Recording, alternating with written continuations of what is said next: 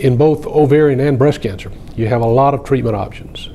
And in our studies, we can't control for what the patient gets after the patient progresses on the study therapy.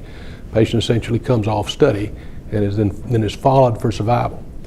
You start introducing then, at random, if you will, additional lines of treatment. And in the case of ovarian cancer, that may go up to as many as 8 or 10 lines of therapy in some instances. To think that that doesn't have an impact on the patient's overall survival is just foolish.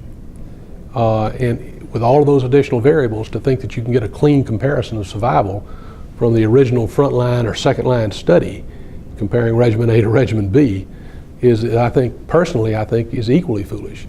Therefore, you need an endpoint that's going to give you a clean comparison between the two.